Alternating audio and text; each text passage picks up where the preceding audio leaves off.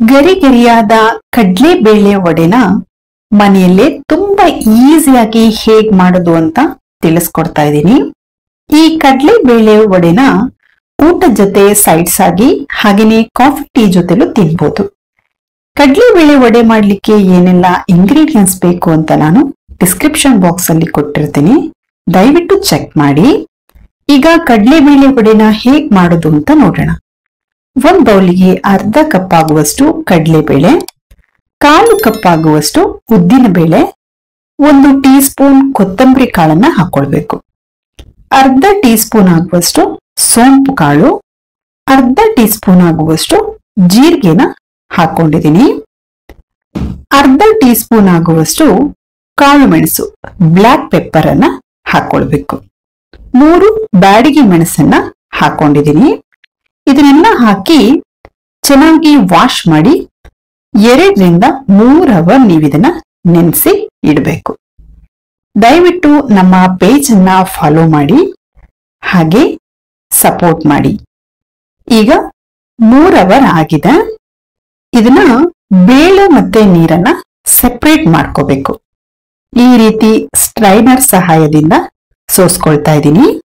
ಬೇಳೆನ ಮತ್ತೆ ನೀರನ್ನ ಸೆಪರೇಟ್ ಮಾಡಿ ಬೇಳೆಗೆ ಸ್ವಲ್ಪ ಕೂಡ ನೀರು ಇಲ್ಲದೆ ಇರೋ ಹಾಗೆ ಸೋಸ್ಕೊಳ್ಬೇಕು. ಈಗ ಸೋಸ್ಕೊಂಡಿರೋ ಬೇಳೆನ ಒಂದು ಬೌಲಿಗೆ ಹಾಕೊಳ್ಬೇಕು. ಇದರಲ್ಲಿ ಅರ್ಧ ಕಪ್ ಆಗುವಷ್ಟು ಬೇಳೆನ ತೆಗೆದು ಇಟ್ಕೊಂಡಿದೀನಿ. ಯಾಕೆ ಅಂತ ಆಮೇಲೆ ಹೇಳ್ತೀನಿ. ಈಗ ಉಳಿದಿರೋ ಬೇಳೆನ ಒಂದು ಮಿಕ್ಸಿ ಜಾರಿಗೆ ಹಾಕೊಳ್ಬೇಕು.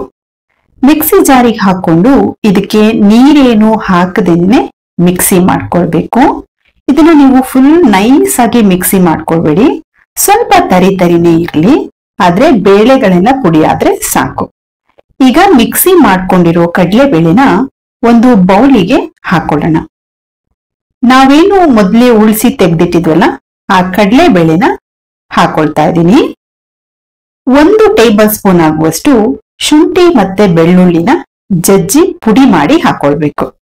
8 ರಿಂದ 10 ಕರಿಬೇವಿನ ಎಲೆನ ಕಟ್ ಮಾಡಿ ಹಾಕೊಂಡಿದೀನಿ.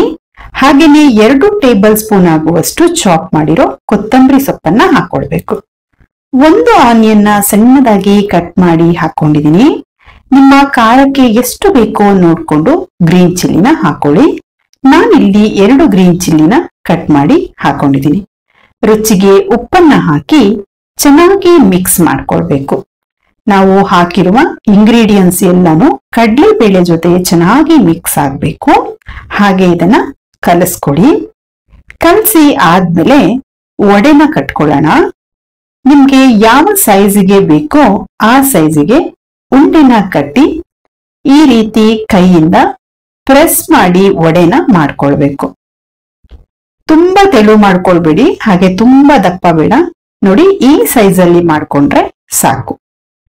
ಈಗ ಒಂದ್ ಪಾತ್ರೆನ ಬಿಸಿ ಮಾಡ್ಲಿಕ್ಕೆ ಇಟ್ಕೊಂಡು ಆಯಿಲ್ ಅನ್ನ ಹಾಕಿ ಆಯಿಲ್ ಚೆನ್ನಾಗಿ ಬಿಸಿ ಆದ್ಮೇಲೆ ಒಂದೊಂದಾಗಿ ವಡೆನ ಮಾಡಿ ಬಿಟ್ಕೊಳ್ಬೇಕು. ವಡೆನ ಬಿಟ್ಟಾದ್ಮೇಲೆ ಗ್ಯಾಸ್ ಅನ್ನ ಮೀಡಿಯಂ ಫ್ಲೇಮ್ ಅಲ್ಲೇ ಇಟ್ಟು ನೀವಿದನ್ನ ಬೇಯಿಸ್ಕೊಳ್ಬೇಕು. ವಡೆ ಚೆನ್ನಾಗಿ ಬೆಂದು ಲೈಟ್ ಬ್ರೌನ್ ಕಲರ್ ಬರೋ ತನಕ ನೀವಿದನ್ನ ಬೇಯಿಸ್ಕೊಳ್ಬೇಕು. ವಡೆನ ಬಿಟ್ಟು ಕೂಡ್ಲೆ ಯಾವುದೇ ಕಾರಣಕ್ಕೂ ತಿರ್ಸಿ ಹಾಕೊಳ್ಬೇಡಿ. 2 ನಿಮಿಷ ಹಾಗೆ ಬಿಡಿ.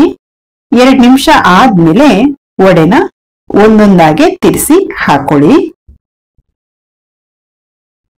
ದಯವಿಟ್ಟು ನಮ್ಮ ಪೇಜ್ ಅನ್ನ ಫಾಲೋ ಮಾಡಿ, ಹಾಗೆ ಸಪೋರ್ಟ್ ಮಾಡಿ. ಈಗ ವಡೆ ಬೆಂದು ಬ್ರೌನ್ ಕಲರ್ ಬಂದಿದೆ. ಈಗ ವಡೆನ ತೆಕ್ಕೊಳ್ಳೋಣ. ರುಚಿಕರವಾದ ಗರಿ ಗರಿಯಾದ ಕಡಲೆಬೇಳೆ ವಡೆ ರೆಡಿಯಾಗಿದೆ.